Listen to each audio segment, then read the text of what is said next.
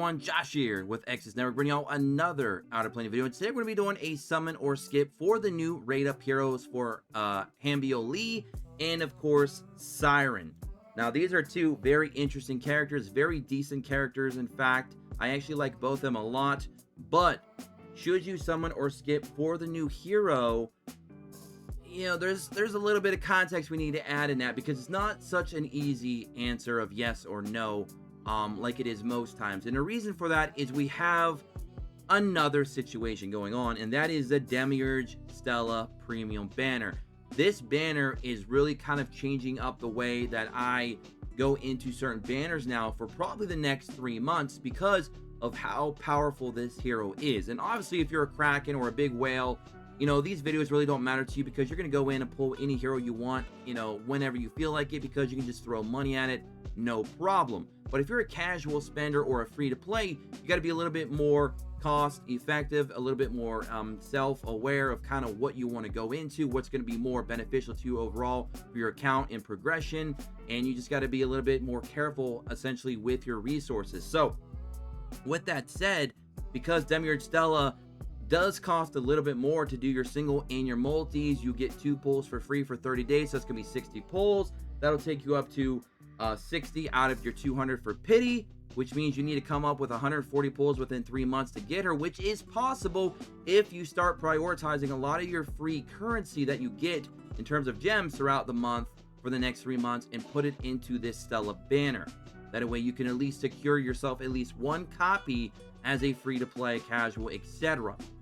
So with that being said, it makes a hero like Lee kind of be tossed to the side a little bit outside of any raid up recruit tickets that you might claim throughout the next, you know, couple weeks. If you get any of these, obviously you might be able to come in and throw some at Lee if you'd like to, or throw them at Siren. You know, it's up to you honestly, or you can just save them for another banner completely, especially if you're close at pity.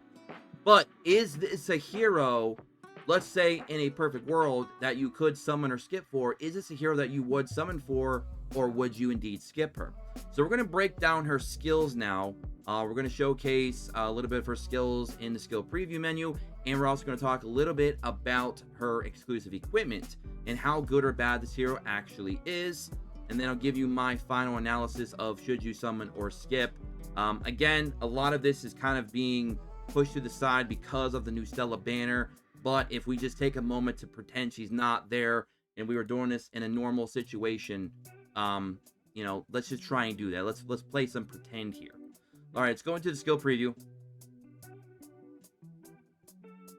And we're probably going to have to do this same, you know, situation for the next few banners as well, unless one of these banners actually just blows me away with a very powerful hero, where I'm like, okay, maybe you can take a couple weeks off trying to go for Stella and try to go for this hero, or use your pity for this hero.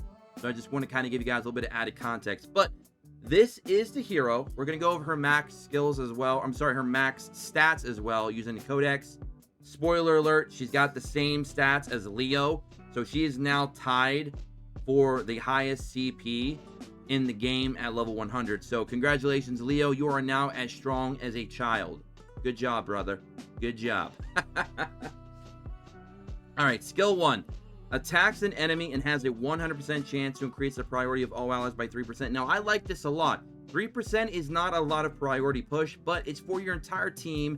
And as you'll see later on, she has some counter attack ability in her kit for herself as well.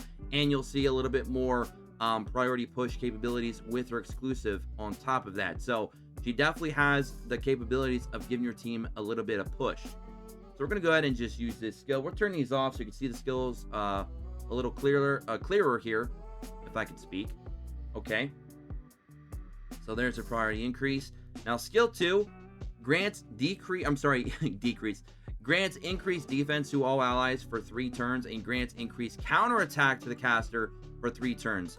So what we're going to do is, it says right here, it counterattacks when attacked. So it looks like it's just going to happen, which is insane. And with her burst, she's going to heal 15% of the caster's health, grants counterattack +2 to the ally with the highest attack.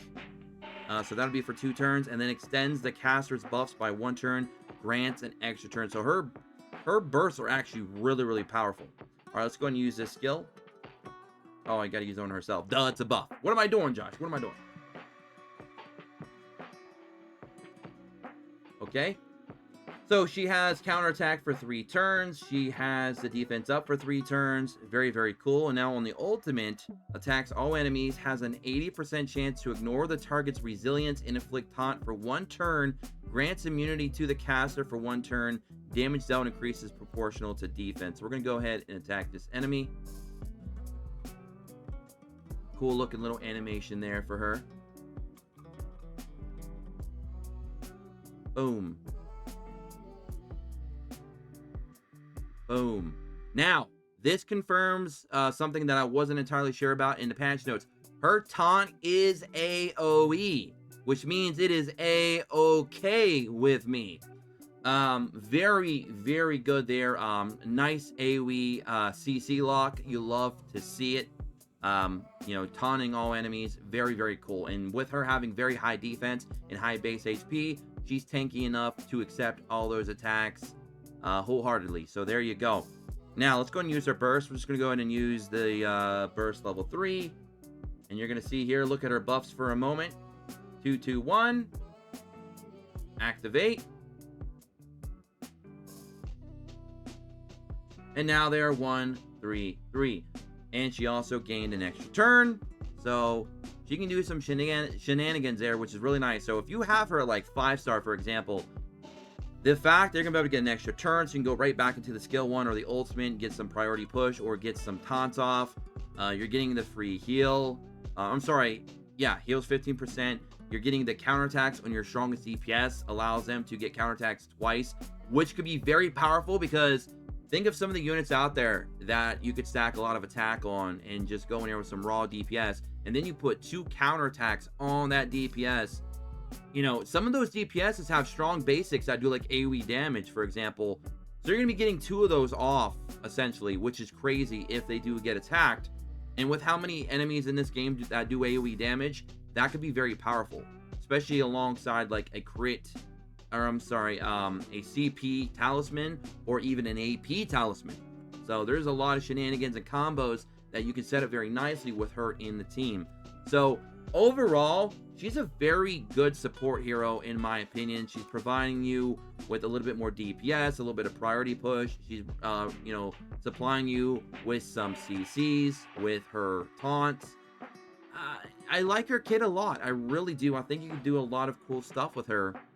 Now, let's go ahead and look at her max stats, because as I already alluded to, her max stats are literally the same as Leo's. So let's go up here to the codex. Let's go all the way down here. Let's find her. Where is she hiding? She's hiding somewhere. Where did you go? There she is.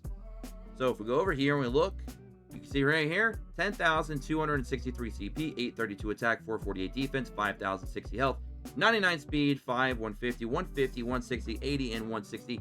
Same exact stats as our boy Leo. So she is now tied for the highest CP in the game, as I said. So, you know, Leo, he's out there, you know, trying to show off for the ladies, but at the end of the day, he's only as strong as a little kid. So, I mean, let's keep it real. And we already saw what the skills are at maxed out thanks to the skill preview. One thing we didn't talk about is her chain passive. After attacking, grants find weakness to all allies for 2 turns. Her dual attack has a 50% chance to heal the caster. The amount healed is proportional to the caster's defense. Now, she does have decent defense, you know, considering what defense is in this game anyways. But defense is still a terrible stat. Obviously, it's just the lowest scaling stat in the game right now. But her health being the same as Leo's is huge, because 5,060 base health is massive, which means you can really stack some real tanky stats on her because she's already pretty beefy. Okay. And then we also have these up here. I don't know if you guys are aware of these. I don't know why it never shows up in the codex. Let me go here for a second. I'll show you what I mean. Let me go to my Veronica. So if you click on this, it'll tell you, you know, what the actual character class also can do as well. So in her case, she'll be generating 5 action points at the start of the turn, generates 35 AP points when hit, and increases defense by 15%. So that's what she's going to be able to do as well, since she is a defender. Now let's look at her exclusive equipment. Gotta go back to the codex. We're gonna go to gear. we're already there. Right here it is. Reduces water damage taken by 20%. Increases her priority by 10% when attacked. Now, this is pretty big because if you put some speed on her, and she gets attacked quite frequently because obviously she has AoE taunts, she has the the counter attacks as well. She might be able to consistently use her basic ability quite often in, especially a long-term battle, which, alongside her exclusive equipment, she's going to be getting a lot of priority increases. She's going to be able to use that basic ability multiple times, giving your whole team a priority push. So for being a priority pusher, like if we just isolate that ability on her kit, she's not too bad. So she definitely has some usefulness there, and I can already see some combos that you might be able to abuse with that in the game overall. So I do like her kit a lot. I think she's a very decent hero, but the problem is, as we already talked about, because we already have Demiurge Stella currently ongoing and you can use gems to pull for her, she is unfortunately going to take the priority over this hero right now. So, the question was, summon or skip? Unfortunately, ladies and gentlemen, Hanbyul is a skip. So, it is what it is. I think overall, she's a really good hero. She's decent.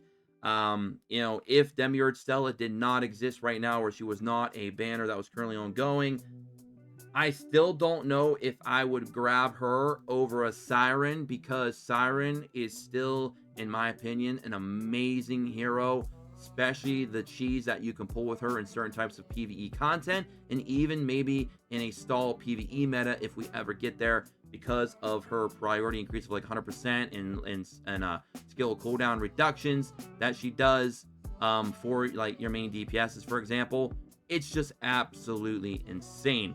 So, Siren, we're not going to talk too much about her because she's already been in the game for quite a while.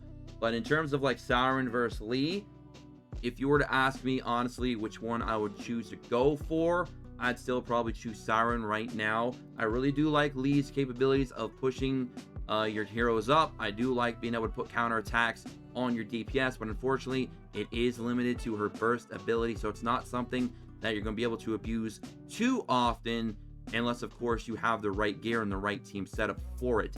But again, very strong hero. I really like her. Let me know what you guys and gals think in the comment section below when it comes to Hanbyul. Do you like her kit a lot? Would you pull for her or not if Demiurge Stella was not currently ongoing? And if she wasn't, would you pull her over Siren, or would you go for Siren instead? My personal opinion, I go for Siren instead. So she would still be a skip for me, even if Stella was not around. But that is it for me. Let me know what y'all feel about this in the comment section below. I'm sure a lot of you have varying opinions. Cannot wait to read as many as possible. Again, just to summarize, skip, go for Demiurge Stella, especially if you're free-to-play or casual. Get at least one copy of her before the 3 months is up, because you want to make sure that you get at least one copy of her, because she's a very powerful hero. I don't put Lee over Siren in terms of priority for summoning if it was only those two remaining as options. And overall, I think Lee's kit is very useful. It could have some really cool combos in the future, and you can do a lot of fun stuff with it, especially in PvE. But I just don't feel that it's strong enough to, ignore the other two options currently available to go for her, or even really pick her up from a pity over even a Siren if you are already at pity, or you just save your pity for another banner down the road. So that's going to be it for me. Again, I'm getting out of here. Don't forget to subscribe, take notifications, join the Discord in the description below, and as always, and of course, follow us on Twitter at XS Network, and I'll catch you all in the next one. Until then, peace.